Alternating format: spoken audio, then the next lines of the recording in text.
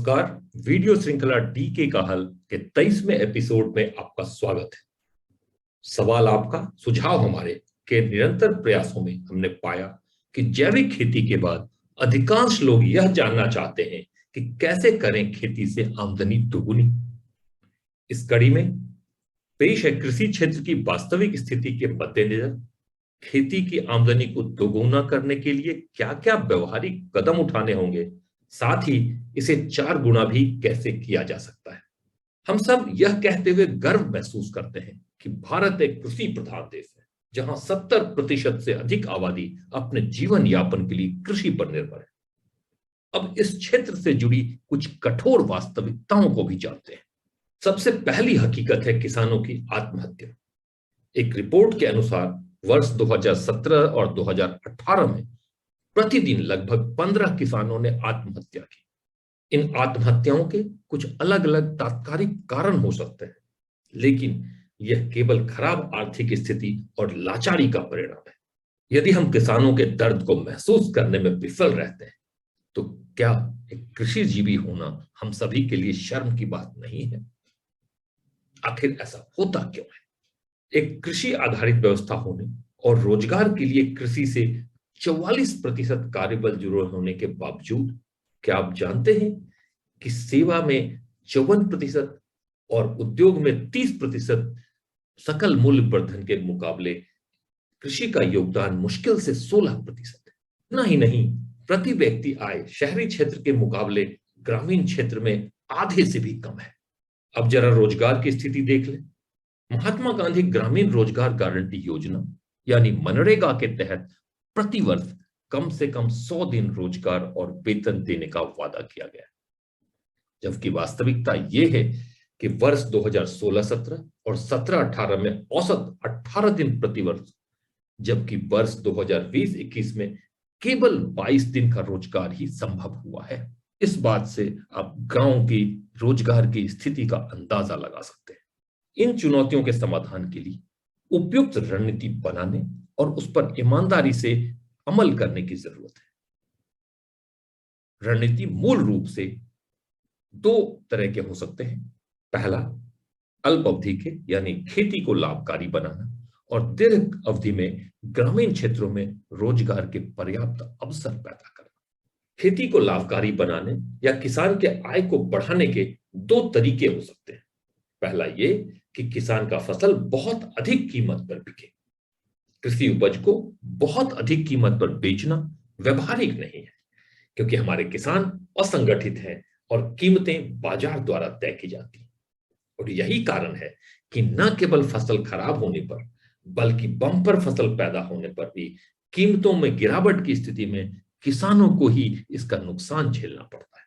कीमतों के बेहिसाब बढ़ने से और भी समस्याएं होगी, लेकिन ईमानदारी से यह प्रावधान अवश्य किया जाना चाहिए कि किसानों को कोई नुकसान नहीं हो। फसल बीमा की बात करना व्यर्थ होगा, क्योंकि अब तक की सभी योजनाएं पूरी तरीके से विफल रही है। दूसरा उपाय, खेती की लागत को कम किया जा सकता है। खेती को लाभकारी बनाने के लिए दूसरा विकल्प है कि खेती की लागत को कम किया जाए। जैसा कि आप जानते ही हैं कि इस वीडियो श्रृंखला का मूल उद्देश्य ही है खेती की लागत को कम करना। हालांकि उन्हीं सुझावों को अगर संक्षेप में एक बार फिर कहा जाए तो मिट्टी का उत्तम स्वास्थ्य, ताकि फसल की उपज में गिरावट न हो। मिट्टी और फसल का संतुलित पोषण कीटों और बीमारियों के प्रकोप को कम करेगा। पोषक तत्वों के उपयोग की क्षमता में सुधार, ताकि खाद, उर्वरक और दवाओं का उपयोग कम से कम हो। कीटों और रोगों का सही उपचार, ताकि फसल को कम से कम नुकसान हो, उपज और गुणवत्ता का भी नुकसान ना हो।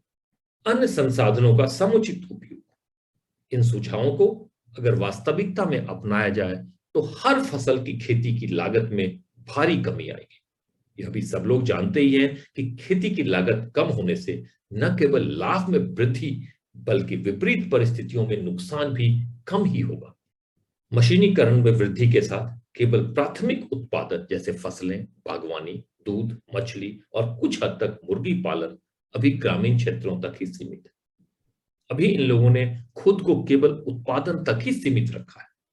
वे अपने अपने क्षेत्रों में विशेषज्ञ हैं, लेकिन प्राथमिक उत्पादन में कोई अतिरिक्त रोजगार की कोई गुंजाइश नहीं है।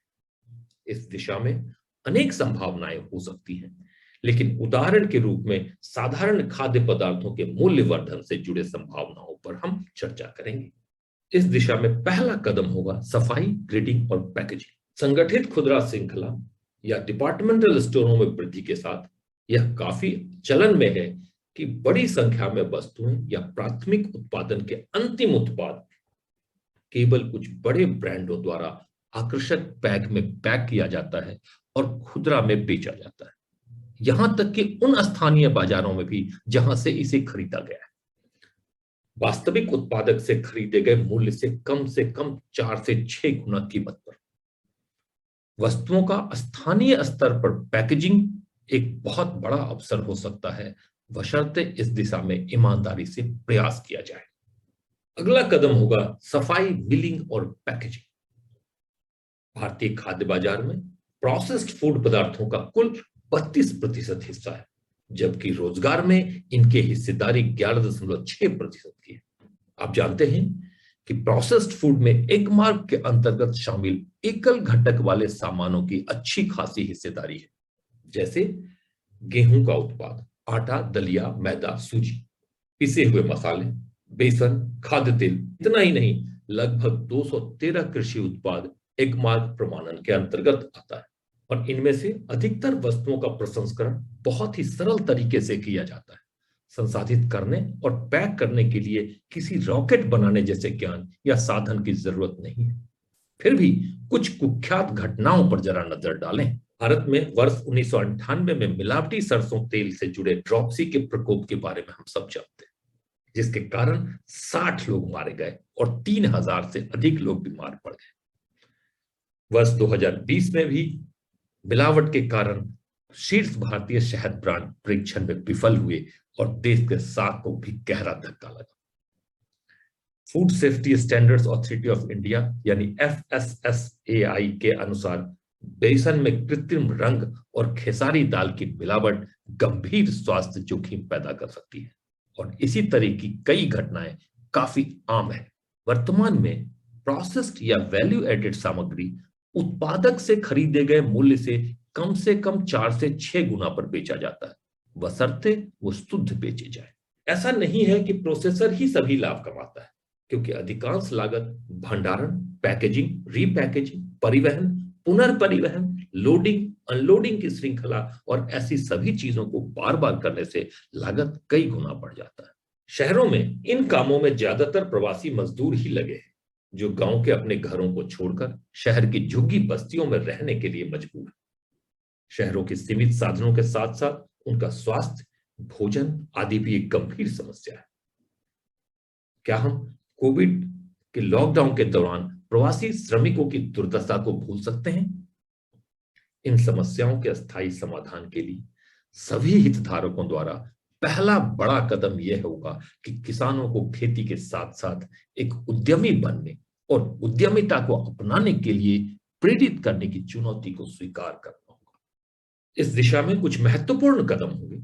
उद्यमिता के प्रति जागरूकता पैदा करना, किसान और मजदूरों का क्षमता निर्माण करना, स्थानीय संसाधनों की पहचान करना, स्थानीय उद्यमियों को विशेष तौर पर वित्तीय सहायता और वैधानिक सहायता देना, पैकेजिंग सामग्री, ब्रांडिंग, विपणन सहायता आदि की सुविधा देना, नीतिगत सहायता प्रदान करना, ताकि एक मार्ग से जुड़े उद्योग केवल ग्रामीण क्षेत्रों, अधिक से अधिक जिला मुख्यालय में ही लगाए जाएं।